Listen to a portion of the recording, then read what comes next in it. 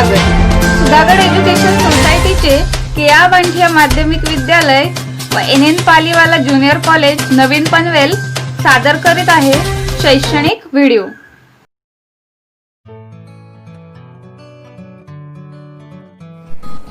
नमस्ते छात्रों, मैं शोभा कानोड़े, सहायक शिक्षिका केआ बांटिया माध्यमिक विद्यालय नवीन पनवेल। छात्रों, आज हम लोक भारती हिंदी कक्षा 10वीं पूरक पठन पद्य यानी कविता क्रमांक 4 मन देखने वाले हैं। इस कविता के कवि है विकास परिहार जी और इस कविता की विधा है हैकू।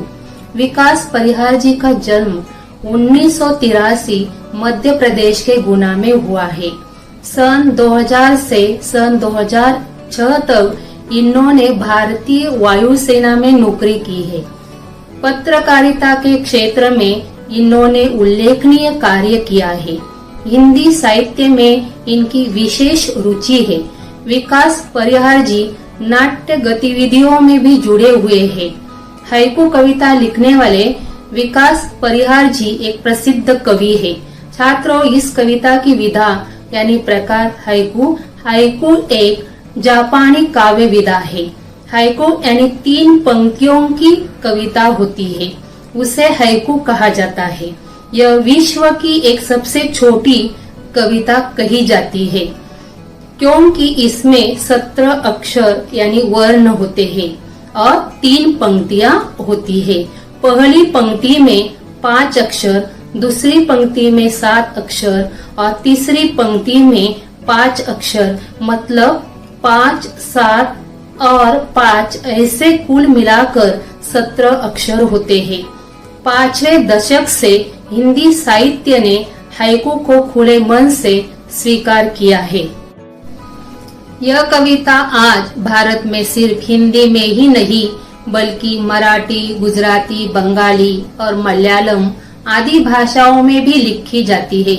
प्रस्तुत हैकू कविता के द्वारा कवि विकास परिहार जी ने जीवन में घटित होने वाली छोटी छोटी विभिन्न घटनाओं को सीमित शब्दों में बांधकर अपने अनुभवों को अभिव्यक्त करने का प्रयत्न किया है।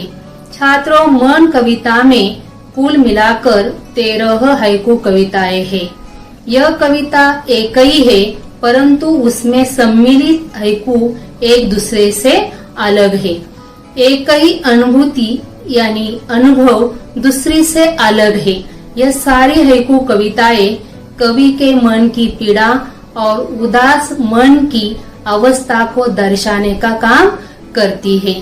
तो चलिए छात्रों, अब हम शुरू करते हैं मन कविता। पहले मैं यह कविता पढ़ती हूँ, आप किताब में देखिए और ध्यान से सुनिए। घना अंधेरा चमकता प्रकाश और अधिक, करते जाओ पाने की मत सोचो जीवन सारा। जीवन नैया मझधार में डोले, संभाले कोले कौन, रंग बिरंगे रंग संग लेकर आया फागुन।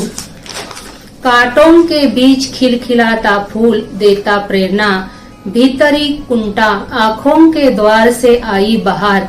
खारे जल से धुल गए विषाद मन पावन, मृत्यु को जीना जीवन विष पीना है जिजी विषा। मन की पीड़ा छाई बन बादल बरसी आंखें, चलती साथ पटरिया रेल की फिर भी मौन। सितारे छिपे बादलों की ओट में सुना आकाश, तुमने दिए जिन गीतों को स्वर हुए अमर। सागर में भी रहकर मछली प्यासी ही रही। पहले हम कविता में आए नए शब्दों के अर्थ देखेंगे। वीडियो रुकाकर आप शब्दों के अर्थ लिख सकते हो। छात्रों, अब हम इस कविता का भावार्थ देखेंगे। घना अंधेरा चमकता प्रकाश और अधिक। घना का अर्थ गहरा या बहुत ज्यादा, अंधेरा यानी अंधकार, प्रकाश का अर्थ रोशनी या उजाला। छात्रों, इस हैकू में कवि कहते हैं कि जैसे ही शाम होती है तब धीरे धीरे रात बहुत ज्यादा अंधकार का रूप धारण कर लेती है। उस समय एक दिए का प्रकाश उस बहुत ज्यादा अंधकार में सामान्य रूप से और भी अधिक चमकने लगता है। अर्थात सभी मनुष्य के जीवन में भी प्रतिकूल परिस्थितियां आती है, तब मनुष्य के अंदर एक दिए के जैसे प्रकाश देने की ताकत होती है। उसके लिए मनुष्य को अपने जीवन में हौसला रखना चाहिए, बिना डरे पूरे आत्मविश्वास के साथ प्रतिकूल परिस्थितियों का सामना करना चाहिए।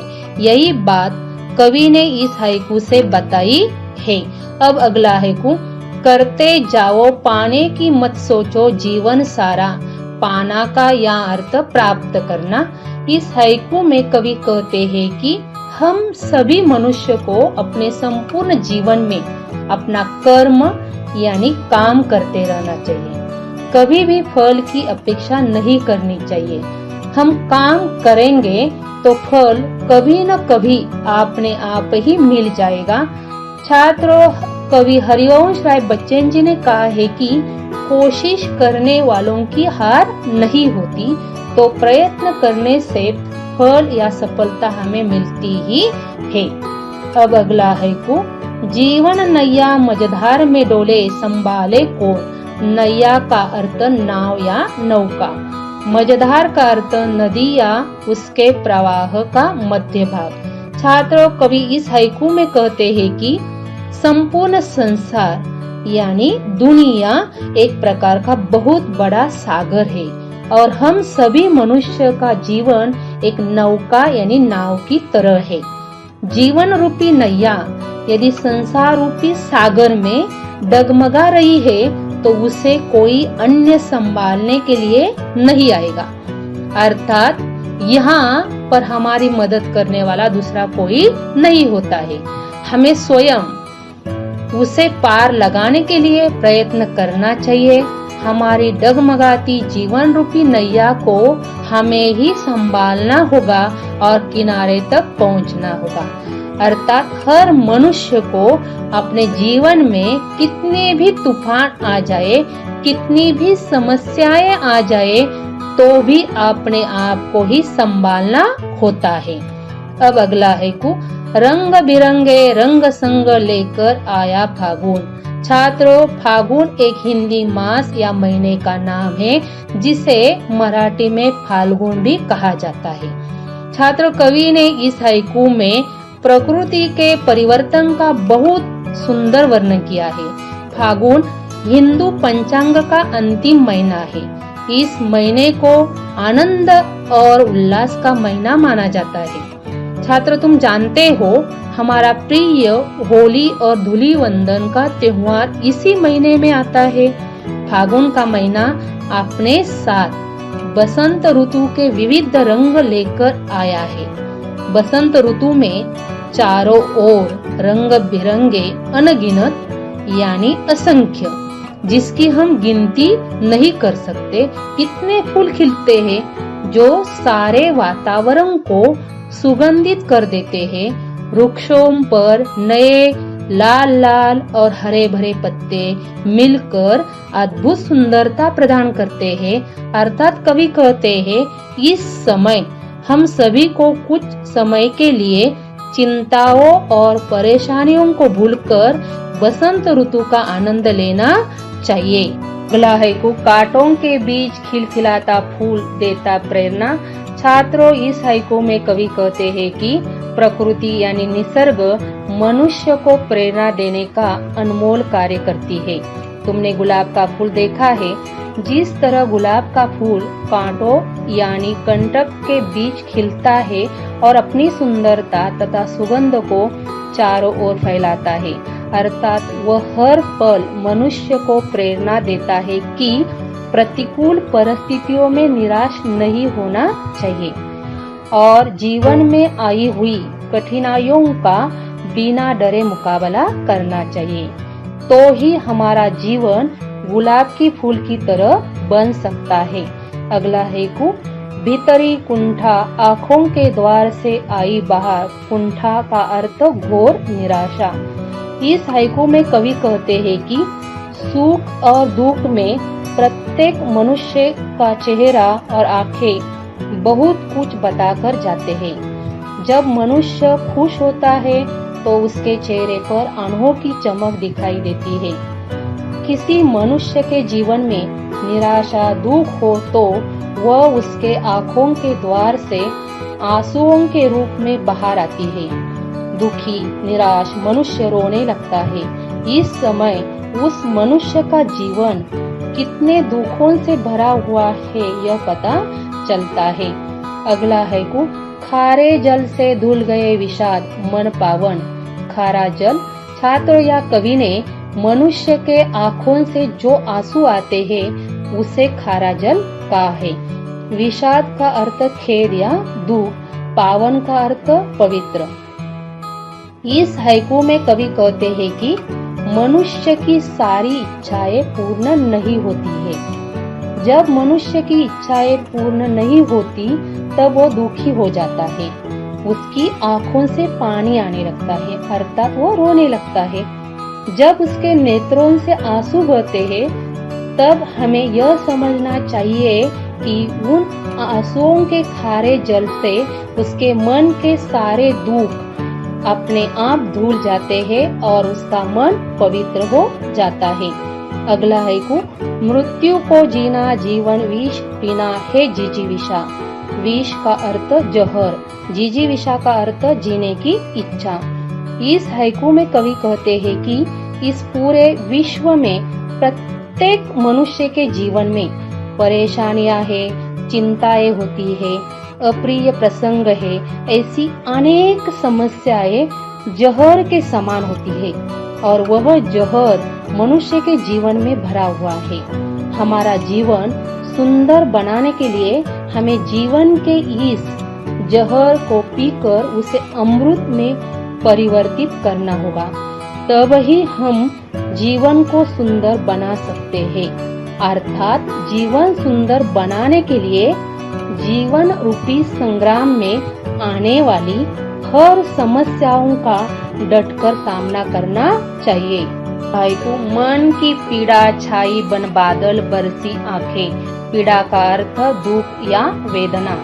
छात्रों, इस हाइकू में कवि कहते हैं कि प्रकृति के एक नियम के बारे में हम सब जानते हैं कि जब आकाश में काले घने बादल छा जाते हैं तभी बारिश होती है।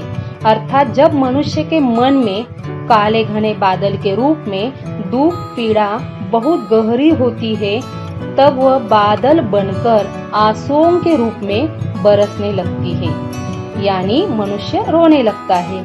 हमें दुखी मनुष्य के दुख को दूर करने की कोशिश करनी चाहिए। अगला है को चलती सात पटरिया रेल की फिर भी मौन। मौन का अर्थ शांत। इस हाइकू में कवि कहते हैं कि मनुष्य के जीवन में जो सुख दुख होते हैं वे एक रेल की पटरी की तरह होते हैं। छात्रों, तुमने रेल की पटरियां देखी है? यह रेल की पटरियां सफर में रेल के साथ साथ होती है, परंतु वे हमेशा मौन रहती है, एक दूसरे से कभी बात नहीं करती। अर्थात मनुष्य के जीवन में भी सुख दुख साथ साथ रहते हैं पर एक नहीं होते, हमेशा वे मौन ही रहते हैं।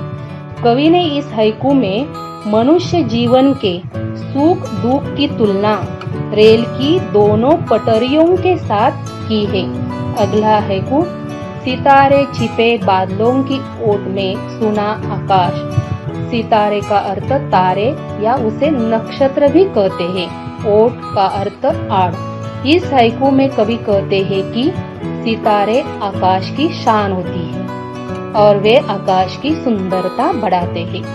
जैसे ही यह सितारे बादल आने पर उन बादलों के ओट में यानी बादलों के पीछे छिप जाते हैं तब आकाश सुना हो जाता है। अर्थात इसी तरह मनुष्य का जीवन भी होता है। कुछ लोग हमारे जीवन में अत्यंत महत्वपूर्ण होते हैं, उनके चले जाने पर मानो हमारा जीवन निरर्थक हो जाता है। हमारा पूरा जीवन आकाश की तरह सूनेपन से भर जाता है। अगला हैकू, तुमने दिए जिन गीतों को स्वर हुए अमर, स्वर का यहाँ अर्थ ध्वनि या संगीत के सुर, अमर का अर्थ शाश्वत या चिरस्थायी। इस हाइकू में कवि कहते हैं कि कवि के अंदर एक अनोखा सामर्थ्य होता है। वह जिन गीतों को स्वर देता है वे अमर गीत बन जाते हैं और उस समय कवि अपने गीतों या रचनाओं के द्वारा समाज में परिवर्तन ला सकता है। अब अंतिम हाइकू, सागर में भी रहकर मछली प्यासी ही रही। इस हाइकू में कवि कहते हैं कि सागर में अथाह यानी जिसकी गहराई न नापी जा सके, जैसे सागर का पानी जिसका हम अंदाजा नहीं लगा सकते कि वह पानी कितना है। जिस ओर हम देखते हैं वह हमें पानी ही पानी दिखाई देता है, परंतु वह पानी खारा होने के कारण पीने योग्य नहीं होता है। छात्रों, तुमने छोटे बच्चों की कविता सुनी होगी, मछली जल की रानी है, जीवन उसका पानी है, हाथ लगाओ डर जाएगी, बाहर निकालो मर जाएगी। उसी प्रकार मछली का जीवन पानी ही है। वह मछली सागर में रहती है, परंतु वह खारा पानी नहीं पी सकती। उसे मीठे पानी की तलाश में सागर की गहराई तक जाना होता है। उसी प्रकार कोई व्यक्ति कितना भी बड़ा या धनवान क्यों न हो, यदि वह किसी जरूरतमंद के काम नहीं आ सकता तो उसका बड़प्पन यानी महत्व या श्रेष्ठता व्यर्थ है।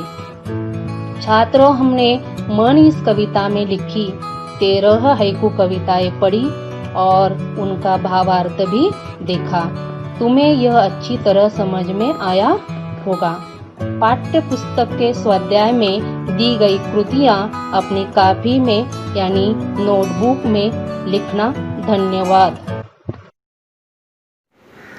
आपले हक्काचे मराठी चॅनल रायगड ओवी न्यूज चॅनल, सदैव आपल्यासोबत रायगड ओवी न्यूज चॅनल नेहमी पाहत रहा, लाईक करा, सबस्क्राईब करा आणि बेल आयकॉनवर क्लिक करायला विसरू नका।